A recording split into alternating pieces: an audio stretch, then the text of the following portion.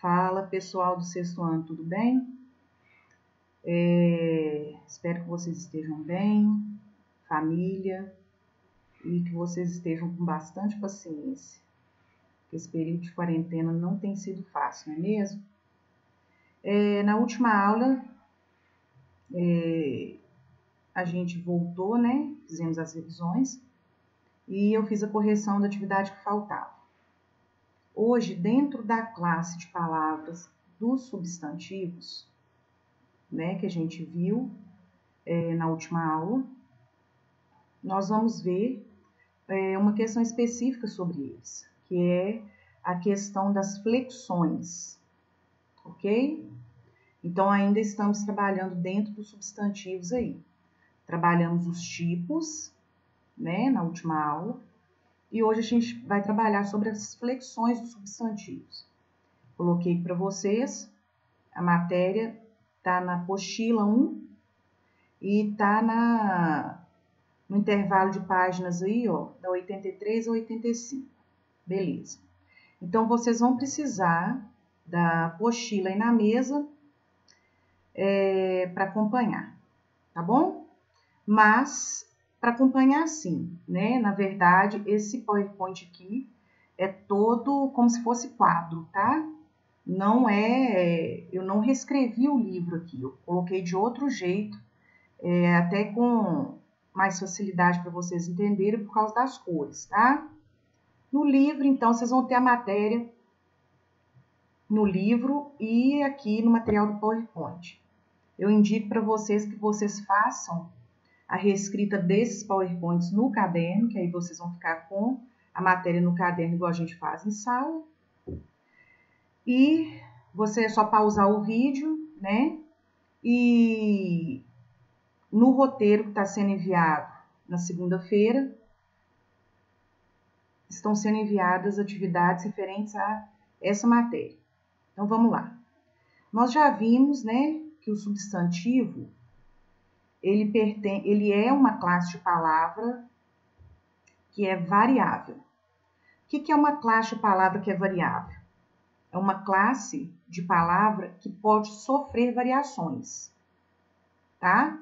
Então, essa palavra flexões ou flexão mostra que tem relação com flexível, que pode sofrer mudança, tá? Uma haste, por exemplo, uma haste flexível é uma haste que pode ser flexionada, ela pode ser mudada de posição, ok? Então, a classe de substantivos, ela sofre 4 tipos de flexões. Os substantivos podem se modificar de 4 maneiras. Eles podem se modificar quanto ao número, 3 maneiras, tá? Pode se modificar em número, gênero e grau. Aí na ordem tá gênero, número e grau. Quais são essas mudanças? A mudança de gênero é quando a gente é capaz de mudar entre masculino e feminino. A mudança de número é quando a gente é capaz de flexionar em singular e plural. E a mudança de grau, até aqui pelo menos que a gente vai ver, é a capacidade de colocar no aumentativo ou no diminutivo. Eu coloquei aqui no primeiro exemplo a flexão de uma só palavra para vocês perceberem. Eu estou comprovando aqui, ó, as 3 opções de flexão.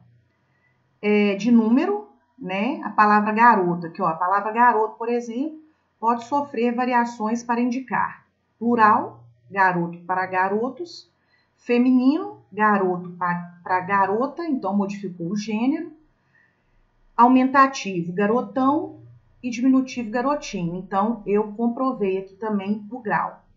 Então, eu mostrei para vocês que realmente os substantivos podem se flexionar. Aí, coloquei aqui no esqueminha, tá? As 3 flexões possíveis. Vamos lá, então, para o segundo slide.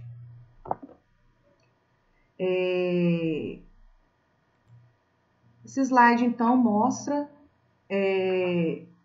o primeiro tipo de flexão, tá?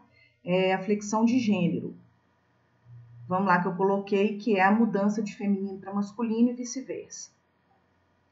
Uma confusão muito comum para quem está aprendendo sobre substantivos ocorre geralmente com os conceitos de sexo e gênero.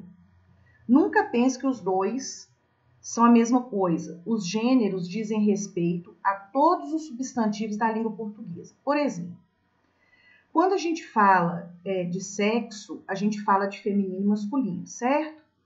Mas pensa numa coisa, vamos pensar nesse exemplo que eu coloquei aqui. Livro e caneta, né? Eu troco o gênero, mas eu não estou trocando o sexo, né? Porque não é homem e mulher. É um objeto que deve ser acompanhado com um artigo masculino e um objeto que deve ser acompanhado com um artigo feminino. Então, é isso que eu quis mostrar para você a diferença disso, ó, tá? Por isso que eu escrevi, ó, os gêneros dizem respeito a todos os substantivos, todos. Mesmo não sendo ser humano, né, sendo objeto que a gente usa com masculino ou com feminino. Então, sejam eles dotados de sexo ou não. Então, eu coloquei mais exemplos aqui para vocês verem. Aqui, ó, o gato, a gata, mas aqui já é a mesa, tá vendo? A mulher, o telefone, o caderno. Ok. São considerados masculinos os substantivos que geralmente seguem os artigos. Olha só, que geralmente seguem os artigos. Olha, o, os, uns. São esses artigos que devem vir antes dos substantivos masculinos.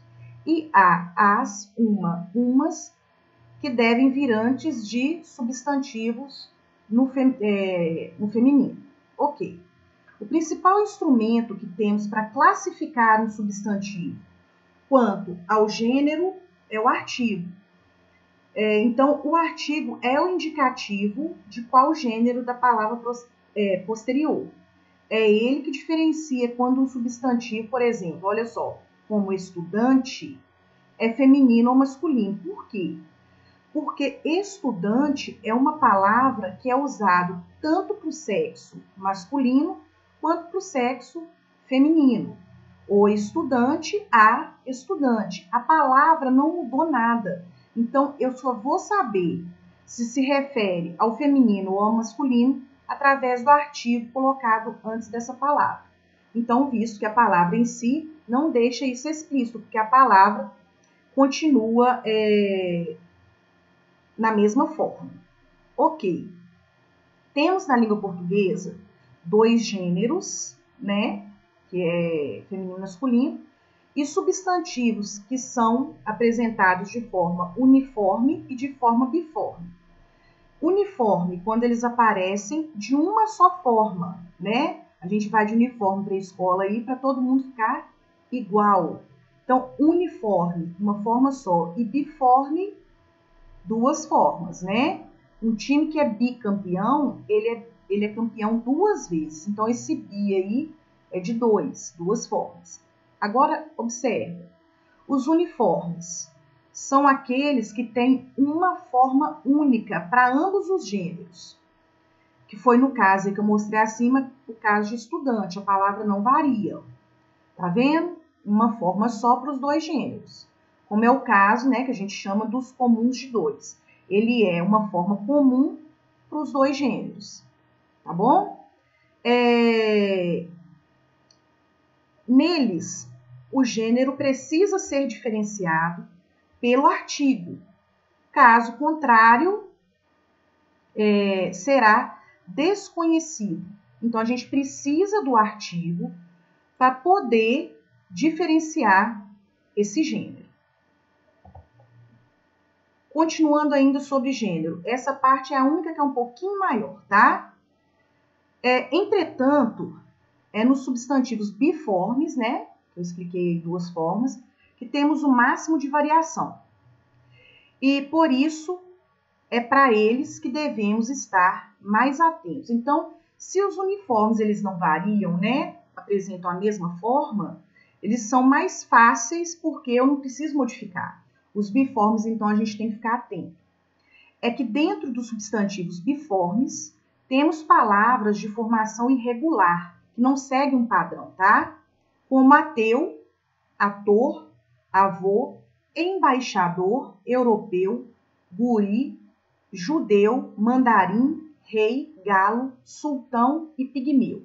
Eu coloquei esses exemplos aqui para mostrar que esses substantivos aqui, quando eu vou passá-los para o feminino, a palavra não continua igual a gente viu lá no estudante. Ela sofre uma variação muito grande para mostrar que o gênero está sendo trocado, tá? Então, olha a diferença. Cada um desses tem uma forma particular de se transformar em substantivo feminino. Olha só.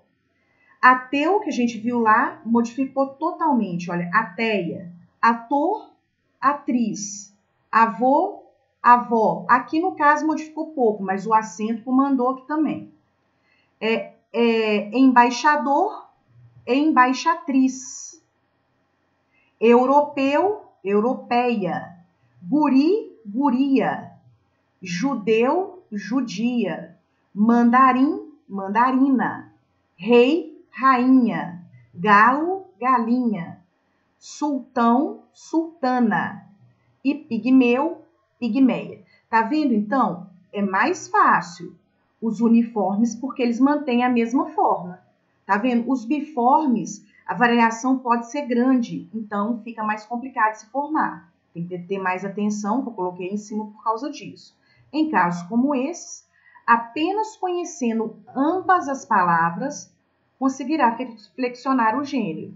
Se você não sabe, por exemplo, qual seria o feminino de ateu, você não tem como passar essa palavra para o feminino. Você poderia falar que só conhece esse substantivo no masculino, tá? Então, olha só, ler bastante vai ajudar, não tem outro jeito de ficar sabendo. Entretanto, né, aqui embaixo eu coloquei uma listinha com os principais, assim, que são os mais usados. Olha a diferença desses substantivos na formação de masculino e feminino. Olha só, genro, nora. Olha só a diferença. Né? O povo até brinca aí, genro, genra, né? Mas não é não. Genro, nora. Homem, mulher. Bode, cabra. Olha só, nenhuma das palavras até agora femininas tem ligação assim com a escrita da masculina, tá vendo? Cavalo, égua. Cavaleiro, amazona. Pai e mãe. Zangão, abelha. Boi, vaca. Cavalheiro, dama e carneiro, ovelha. Não, os substantivos masculinos e femininos aí não tem nada de parecido na escrita um com o outro, tá bom? Os do exemplo de cima até lembravam um pouco o início da palavra, alguns, né? Mas esses aqui, a variação foi muito grande, então vocês precisam ficar atentos. Agora a gente vai para o segundo tipo de flexão, que é a flexão de número. A gente pode flexionar quanto ao número de duas formas, né? Esse aí a gente faz com maior frequência. A gente pode flexionar quanto ao número, levando uma palavra que está no singular para o plural, ou vice-versa. Do plural, eu passo a palavra para o singular. Olha lá o que eu coloquei. Encontram-se no singular os substantivos que indicam apenas um ser, né? Vamos colocar assim, uma unidade, né? Casaco, cadeira, hipopótamo. Só de ler essas palavras eu já sei que ela não indica mais que um, tá? Elas, né, não indicam mais que um. Encontram-se no plural substantivos que indicam dois ou mais seres. Isso aí até então é básico, gente. A gente aprende a passar por plural ou singular desde o início do ensino fundamental. Então, até aqui, ok, seguiu a palavra lá, ó, casaco, casacos, cadeira, cadeiras, hipopótamo, hipopótamos. Agora, preste atenção, aqui eu retirei o quadro até do livro de vocês, tá? Para vocês terem a mesma distribuição da regra, porque eu achei esse quadro bem mais fácil que outros que eu tinha encontrado. Olha só, A formação do plural, gente, não é sempre só colocando o S, igual a gente viu aqui em cima, não, tá? É essa questão aí que vocês têm que ficar ligados. Igual lá na questão da flexão, do troca lá do feminino masculino. Quando é uniforme é mais fácil, mas quando troca, né, fica um pouco mais complicado de se fazer a regra. Vejam aí, então, o quadro, porque esses plurais aqui são formados não só colocando o S, tá vendo? Quando coloca o S é mais fácil, né? É só acrescenta essa letra que indica mais, uma quantidade maior que 1. Mas olha só, por exemplo, quando o substantivo termina em ão, eu acrescento o S, formação do plural, né? Então, tá aqui, olha, cidadão, cidadãos, ilusão, ilusões, usei aqui também, ó. Então, quando o substantivo termina em ão, o plural pode ser com qualquer uma dessas terminações aqui. Aí vai depender da palavra, tá? Aí aqui tem todos os exemplos.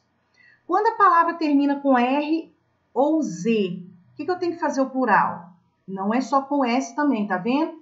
Eu acrescento es, amor, amores, matriz, matrizes. Quando termina com M, ou o plural já se faz com M ou com NS. Olha só, jovem, jovens. Ok, e assim sucessivamente aqui, de acordo com a regra, tá? Então, vocês vão precisar consultar esse quadro quando vocês forem fazer flexão de número. Não é só acrescentando o S, não. Podem haver regras específicas. Então, esse quadro também está no material de vocês. Não está só aqui nesse slide, não, tá?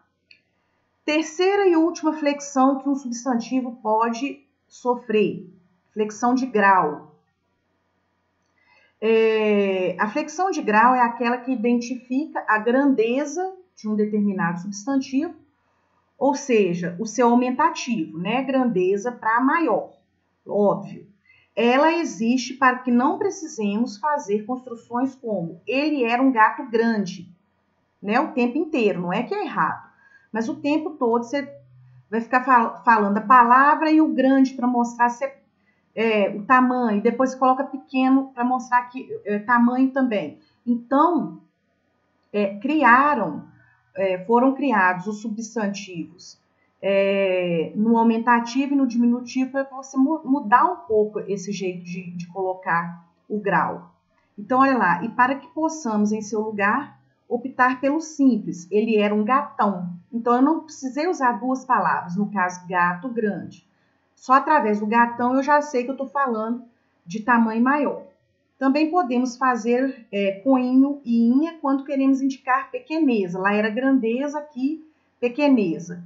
Carro, carrinho e boneca, bonequinha, mostrando que eu fiz essa flexão de grau. Aí coloquei aí, ó, de verde, 3 palavras mostrando cada uma delas, tanto no aumentativo quanto no diminutivo, mesma coisa. Vão ter casos que vocês não vão, assim, não tá por dentro daquela palavra, porque não são palavras muito usadas. Então, tem que ser através de muita leitura, pesquisa, mesmo fazer as atividades com atenção. Tá? Coloquei essa tirinha aí, ó. Pobrezinho, meu canário morreu. O que ensinou o passarinho a fingir de... quem ensinou o passarinho a fingir de morto? Então, nós temos uma palavra aí que é passarinho. Mostramos aí pequeneza, então, é o diminutivo de pássaro, tá? Beleza. Então, nós vimos os 3 tipos de flexão. Simples demais, né? A aula hoje. E lá no roteiro, eu disponibilizei as atividades referentes a essa aula. Então, os substantivos se flexionam aí de 3 modos, tá? Façam as atividades com atenção. Fiquem com Deus, fiquem ligados. Reescrevam as atividades no caderno. Se inscrevam no canal e apertem o sininho para que vocês recebam as notificações. Um abraço, beijo. Até a próxima!